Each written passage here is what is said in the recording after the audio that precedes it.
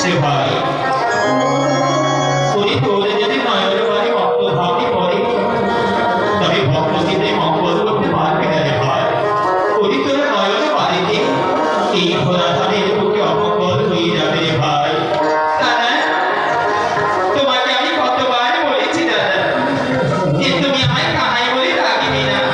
তুই দাদা তুই যদি আমায় কানাই বলে ডাকিস তবে ঘোড়া ধানে সকল ভক্তবাসীরা বুঝতে পারবি যে আমি প্রদের কানাই আর তুই হলে প্রদের বলার। তুই দাদা আমাদের যদি ভগবানের মুখে তারা জানতে পারে কোনো ভক্ত আমায় গোল দেবে না রে দাদা, কোনো ভক্ত আমার সঙ্গ করবে না রে দাদা, কোনো ভক্তের চরণ ধুলি আমি অঙ্গে লাগাতে পারবো না রে দাদা। তুই বল দাদা তুই আমায় আর কানাই বলে ডাকবি না? এ ভাই তার আগে তুই আমায় কথা দে যে তুই আমার সামনে আর কোনোদিন নয়ন জলে ভাসবি না।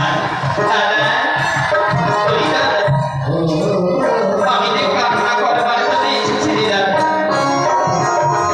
তুই তো জানিস দাদা আমার যে বড় বাসনা ছিল দাদা যত আছে ভগবতী জ্ঞান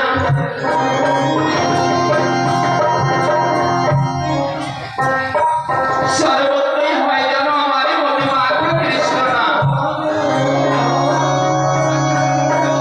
কিন্তু দাদা জানিস দাদা এই নদীয়ার বুকে ব্রাহ্মণের সমাজ কিছুতেই আমার না মনোবাসনা হতে দিচ্ছে না রে দাদা। বলি দাদা আমি যে নিচু জাতির এর সঙ্গে আলী করে করছি বলে সকল জাতি বিয়েতে না করে সকল ভক্তের কর্ণে আমি মহামাত্র দিচ্ছি বলে তারা নদীয়ার বুকে কটুকথা বলে সকল ভক্তদের আমার দূরে সরিয়ে দিচ্ছে দাদা।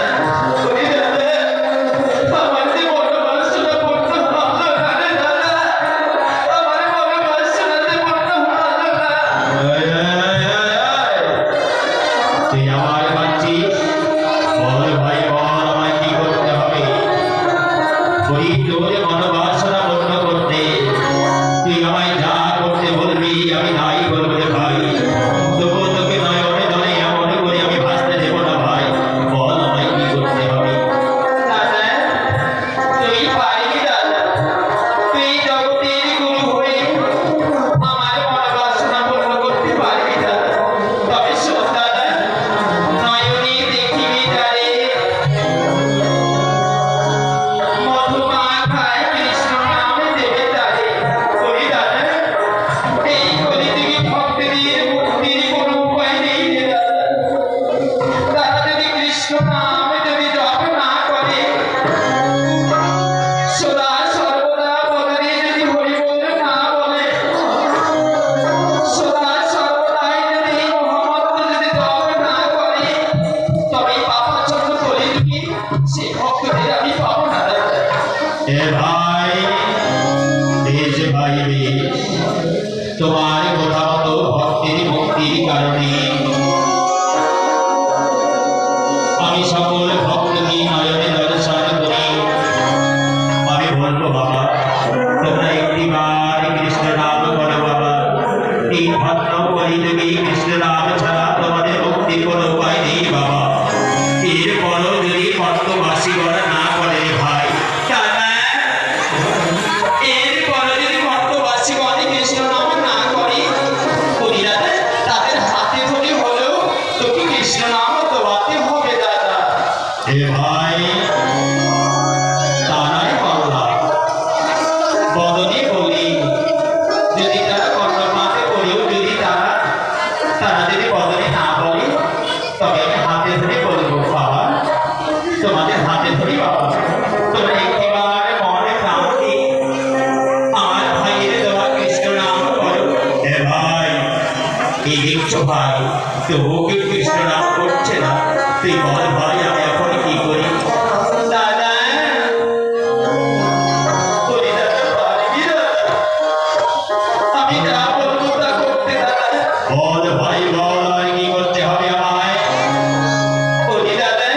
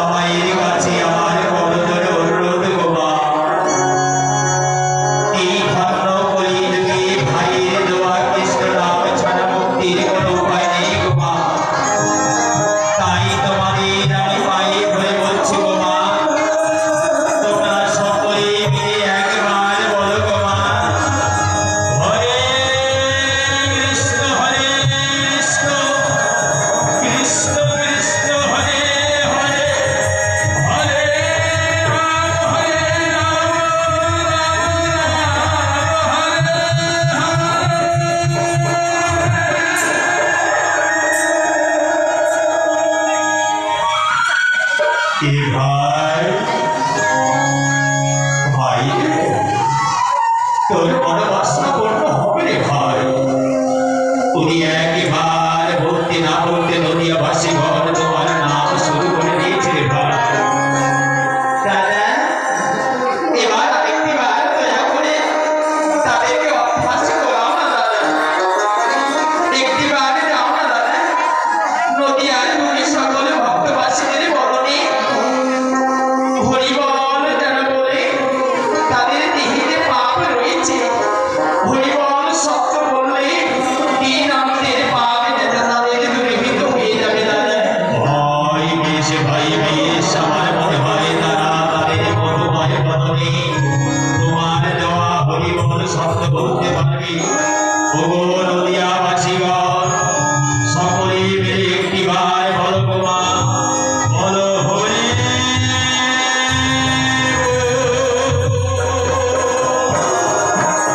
হরি হরি।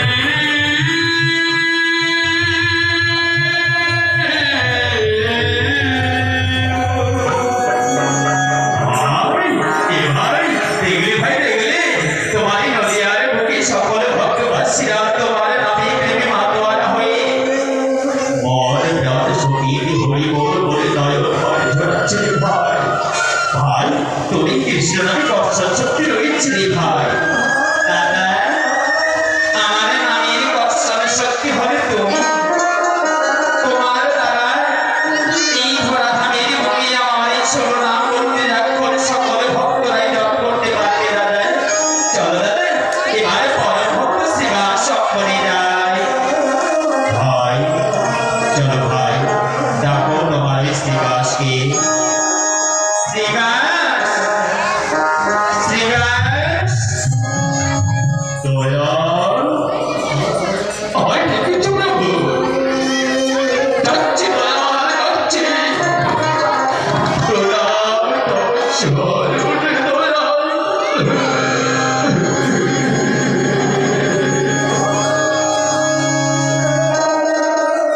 আজ্ঞা করো প্রভু, কেন ডেকেছো আমারে?